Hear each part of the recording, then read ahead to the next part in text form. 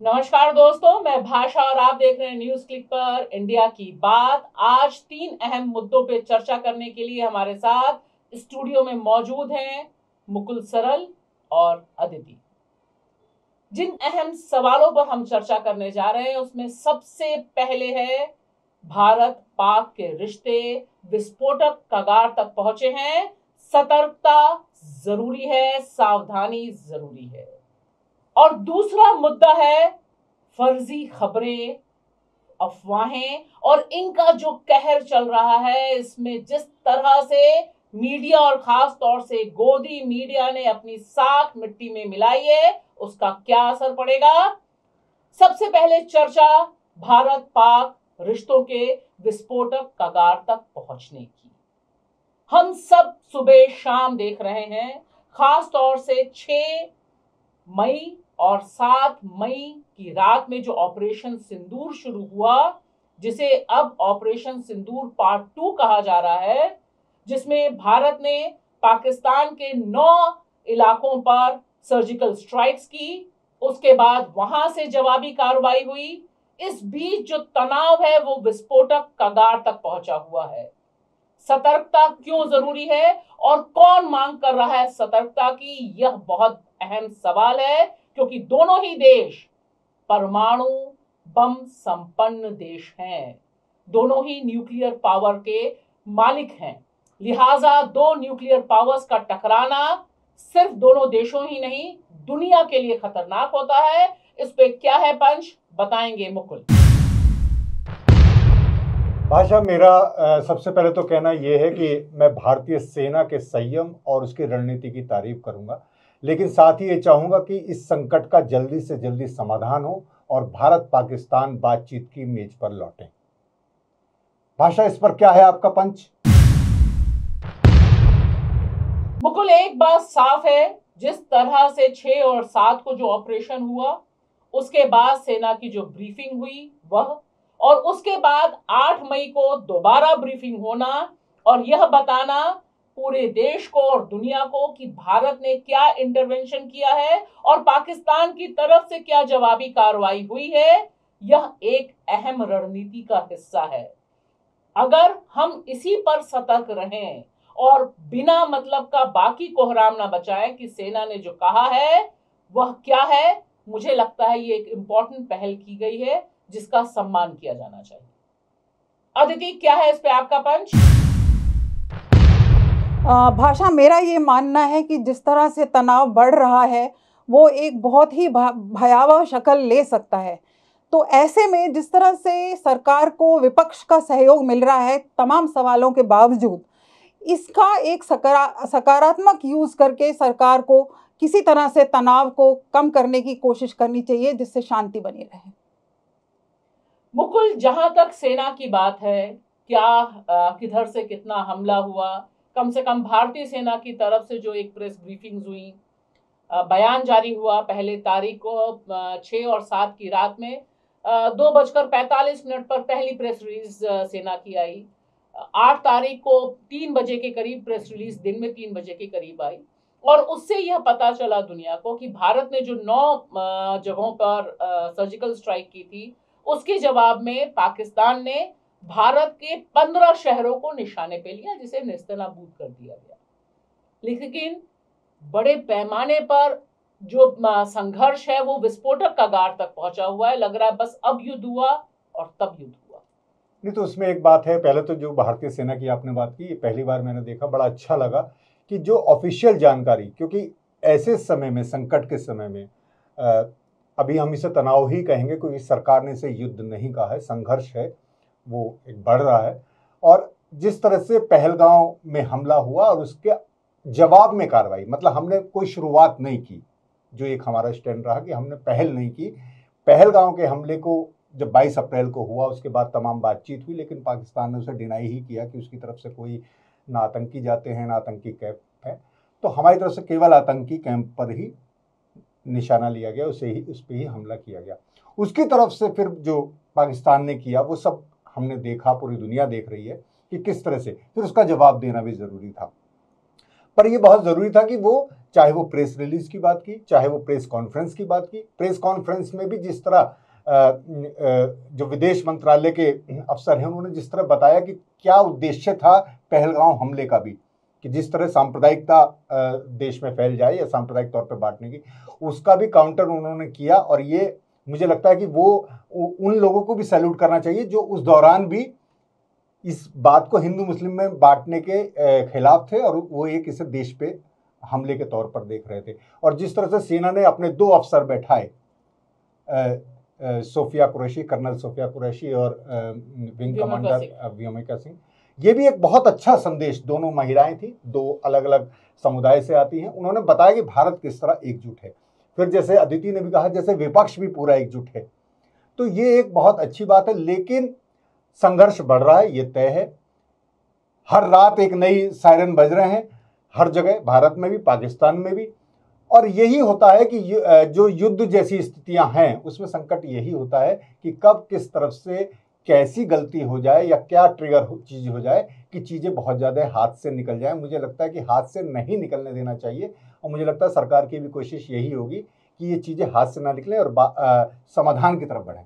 अदिति, जो एक बुनियादी सवाल है, भारत सरकार का अपना दावा है, पाकिस्तान सरकार का अपना दावा है, और इस बीच कैजुअलिटीज का भी एक अपना आंकड़ा है जो लगातार सामने आ रहा है। कल देश के रक्षा मंत्री ने कहा कि हमने 100 आतंकियों को मार गिराया इस स्ट्राइक में। उधर पाकिस्तान का कहना है कि बड़ी संख्या में नागरिक हताहत हुए, और हम सब जानते हैं कि जब युद्ध जैसी स्थिति रहती है, स्ट्राइक्स होते हैं, तब जिसका जिक्र मुकुल कर रहे हैं कि हमने सिर्फ चुने हुए अड्डों पे किया, वहां से जो बीबीसी और बाकी मीडिया की जो रिपोर्ट्स हैं वो अलग अलग तस्वीरें भी हमारे सामने पेश कर रहे हैं।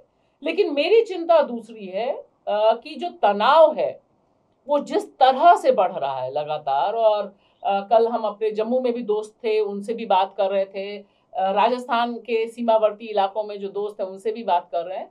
ये तनाव और ये जो शेलिंग्स चल रही हैं, क्योंकि 16 लोग मारे गए हैं, एलओसी में जो हमला हो रहा है, लगातार फायरिंग चल रही है, तो ये तो एक बड़ी विस्फोटक स्थिति है। बिल्कुल भाषा, इसीलिए मैं कह रही हूँ कि ये बहुत ही एक भयावह शक्ल इख्तियार कर सकती है आगे जाके। और इसमें जैसा कि आपने और मुकुल जी ने भी बोला है कि हमें बहुत ही संभल के, और ये एक बहुत ही पॉजिटिव चीज़ है कि आर्मी जो है वो ब्रीफिंग कर रही है, हमें बहुत ही संभल के कहाँ से क्या खबरें आ रही हैं उन्हें देखना चाहिए। ये ज़रूर है कि हमारी सरकार ने पहले ही क्लियर कर दिया था, हमारी आर्मी ने, कि वो सिर्फ टेरर इंफ्रास्ट्रक्चर पे कर रहे हैं वार, लेकिन हमारे तो खुद के सिविलियंस पूंछ में मारे गए हैं ना। और जिस तरह की स्थिति हो रही है वो सारे भारतीय हैं, लेकिन अगर आप देखेंगे जो आजकल माहौल है उसमें देखेंगे तो उसमें मुसलमान भी हैं, हिंदू भी हैं, सिख भी हैं जी। मरने वालों में तो हमारे ही लोग मारे जा रहे हैं। तो हमें ये कोशिश करनी चाहिए कि आम साधारण जनता जो है और हमारे सैन्य जो लोग हैं जितने से कम हताहत हो उसकी कोशिश करनी चाहिए। जैसे मुकुल जी ने कहा, जल्द ही जल्द अगर डायलॉग कहीं से शुरू हो सके, किसी की मध्यस्थता हो सके तो बहुत अच्छा हो। तो चलिए, हम उम्मीद करते हैं कि जो युद्ध जैसी स्थितियां हैं वो वार्ता जैसी स्थितियों पर वापस लौटे, और शायद यह दोनों मुल्कों के लिए बहुत ज़रूरी है। जिस तरह से दोनों मुल्क में, और ख़ास तौर से दोनों मुल्कों की जो आवाम है, यह चाहती है कि एक डायलॉग हो। युद्ध कोई नहीं चाह रहा, कम से कम दोनों पक्ष से, लेकिन एक बड़े पैमाने पे तनाव को कम कैसे किया जाए उसकी राह खोजनी निश्चित तौर पर पॉलिटिकल लीडर्स का ही काम है। इसके साथ ही हम चलते हैं अपने दूसरे मुद्दे पर, जिसका सीधा रिश्ता पहले मुद्दे से है, यानी तनाव से है। जैसे ही हमें दिखाई देता है कि भारत ने अपना ऑपरेशन सिंदूर किया, उसके बाद से पूरी रात, यानी 6 से लेकर 7 तारीख की रात, और उसके बाद 7 से लेकर 8 तारीख की रात, दोनों जो बहुत क्रिटिकल दिन हैं, उसमें फर्जी खबरों की बमबारी होती रहती है, और गोदी मीडिया शर्मनाक स्तर पर उतर के लगातार अफवाहों को, गलत फर्जी वीडियोस को दिखाता रहता है। यह बहुत चिंता की बात है, क्योंकि इससे सिर्फ और सिर्फ झूठ और नफरत फैल रही है। वहीं दिखाई देता है हमें कि ऑल्ट न्यूज, मोहम्मद जुबैर, लगातार एक सच के प्रति प्रतिबद्ध योद्धा के तौर पर लड़ाई लड़ते हैं और हर फर्जी वीडियो जो पाकिस्तान से आ रहा है, जो भारत से आ रहा है, दोनों का काउंटर करते हैं और बताने की कोशिश करते हैं कि यह फर्जीवाड़ा है। इंतहा यहां यह भी है, देश के मंत्री, अल्पसंख्यक मंत्री किरण रिजिजू भी इसी झूठ का शिकार होते हैं और वह भी ट्वीट इस तरह का करते हैं जो पूरी तरह से गलत है। यह मतलब यह है कि संकट फर्जी खबरों का जो बम्बार्डमेंट है, जो हमला है, वो बहुत तगड़ा है, इससे कोई भी बचा हुआ नहीं है। इस पे क्या है पंच, बताएंगे अदिति।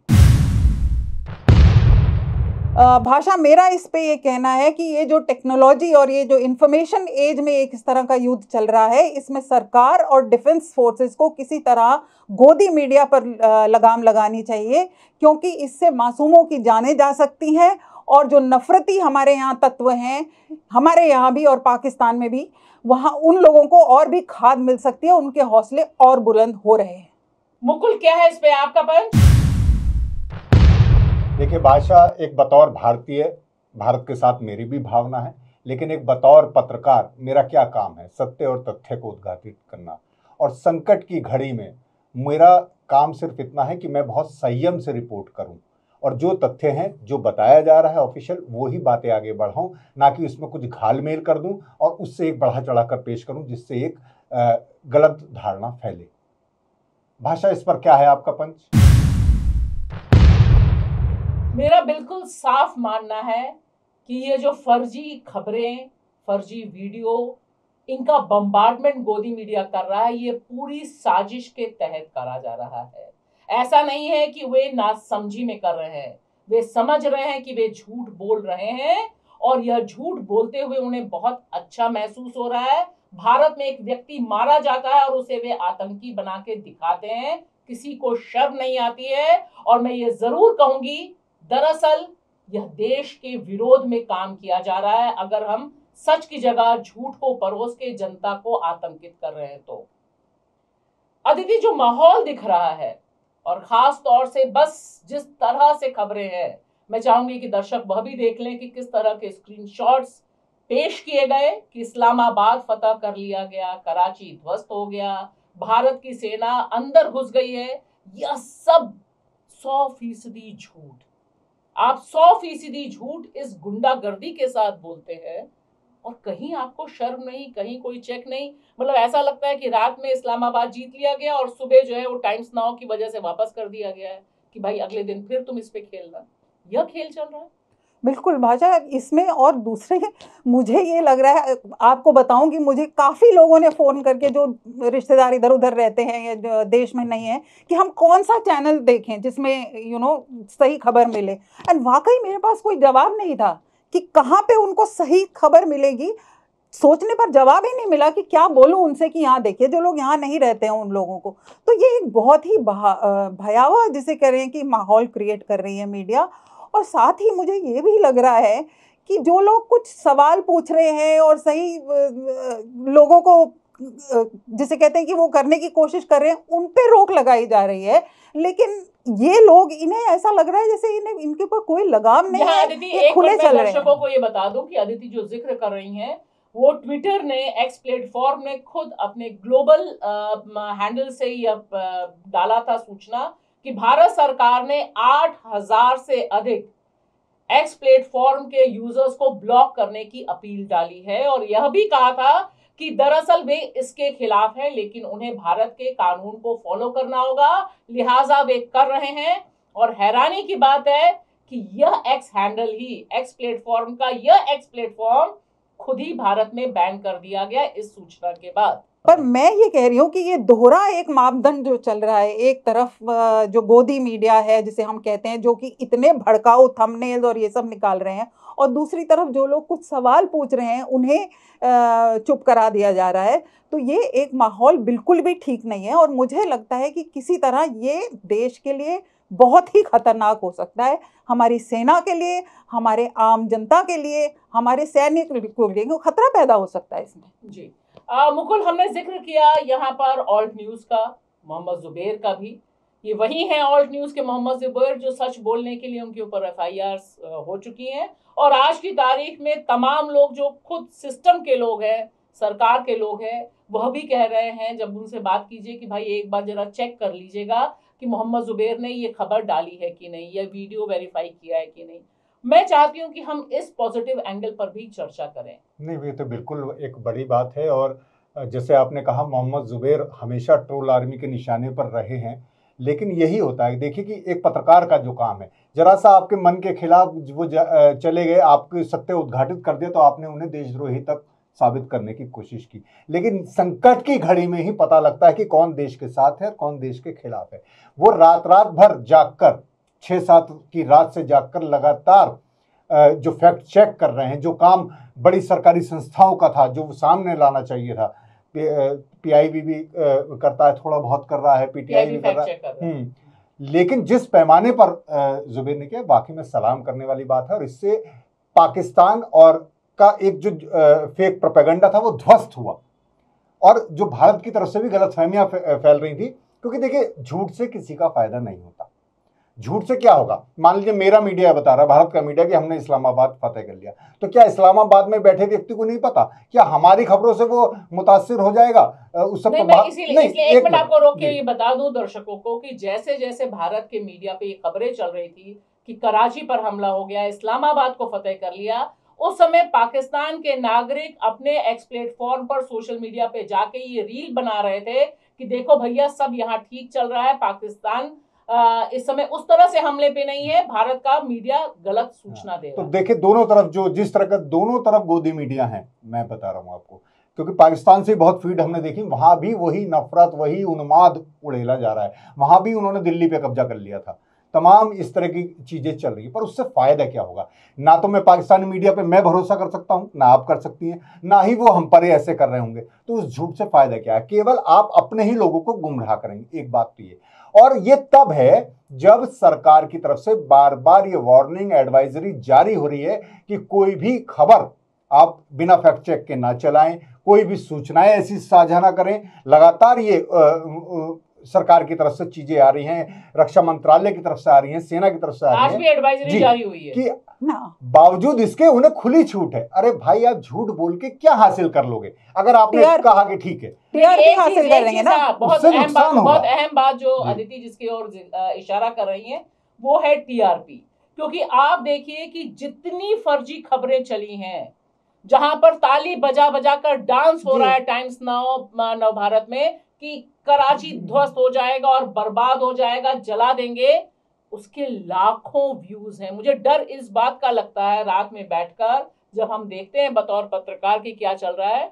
रूबिका लियाकत 3 बजे कहती है कि युद्ध शुरू, और 2-3 लाख लोग देखते हैं उसको, और लोग कहते हैं पर लोग मनोरंजन के लिए भी देख रहे हैं। मैं बता रहा हूँ आपको, नहीं मनोरंजन नहीं, देखिए कहीं ये घर भी कर जाती है। लेकिन मुकुल मैं ये बता रही हूँ कि आप आसपास बाहर निकलिए। सुबह आज मैंने कम से कम 50 लोगों से बात की सड़क पर, और वे सब लोग सुबह इतने भ्रम की स्थिति में थे कि रात में ऐसा हो रहा था, क्या आज हमारी क्या स्थिति होगी, हम ऑफिस जाएं कि ना जाएं, बच्चों को दिल्ली में स्कूल भेजें कि ना। तो एक बड़े पैमाने पर अदिति नफरत का खेल दिमाग पर कब्जा कर रहा है, बिल्कुल कब्जा कर रहा है। और भाषा, इस सिलसिले में मैं एक पॉजिटिव जो भी आप जानती होंगी कि आज अखिलेश यादव ने एक प्रेस कॉन्फ्रेंस की, और उस प्रेस कॉन्फ्रेंस में बाकायदा एक स्टेटमेंट पढ़ा गया जिसमें पूरी जनता से ये अपील की गई है कि कोई भी गलत अफवाहों की और मीडिया की इसमें ना पड़े और आपसी भाईचारा बनाए रखें। और उसके बाद उन्होंने जय हिंद, मतलब पूरे हॉल में जय हिंद और सारे उनके नारे लगे। मुझे लगता है ये एक बहुत ही अच्छी बात है, और ये सभी को, ये अपनी अपनी स्टेट्स में अपनी अपनी जगह में सभी विपक्ष के लोगों को और बाकी लोगों को ये अपील करते रहना चाहिए, और ये मीडिया का जो ये है ना पूरा उसको एक्सपोज करना चाहिए। और एक झूठ से नुकसान एक और क्या बड़ा हो सकता है, जैसे आप लोगों ने भी जिक्र, एक गुमराह हो सकता है व्यक्ति। तो वो जो सतर्कता सावधानी बरतने की इस समय सलाहें दी जा रही हैं और मॉक ड्रिल हो रही है, सायरन, वो भी छोड़ सकता है, तो उससे नुकसान भी हो सकता है। तो जो आप कह रहे थे कि उससे चीजें नुकसान की तरफ बढ़ सकती हैं, इसलिए हमें, मुझे लगता है, झूठ से बचना चाहिए। और इसमें एक चीज जो बहुत जरूरी है, जो मोहम्मद जुबैर जब सामने लाते हैं तब पता चलता है कि वही फर्जी वीडियो पाकिस्तान का हैंडल इस्तेमाल कर रहा है। पाकिस्तान का फर्जी मीडिया वही प्रचार कर रहा है भारत के खिलाफ, और कुछ ही पलों में वही वीडियो भारत के प्लेटफॉर्म्स इस्तेमाल करने लगते हैं। तो ये जो नफरत मिल रही है, ये दरअसल दोनों देशों के लिए खतरनाक है। सत्यमेव जयते ही हमारा लोगो होना चाहिए, हमारा सबसे बड़ा रक्षक और मार्गदर्शक होना चाहिए, ताकि हम किसी भी तरह की सतर्कता में चूक ना करें और किसी भी तरह के फर्जीवाड़े में खुद को इंक्लूड ना करें। इसी मैसेज के साथ हम लेते हैं आपसे विदा। शुक्रिया।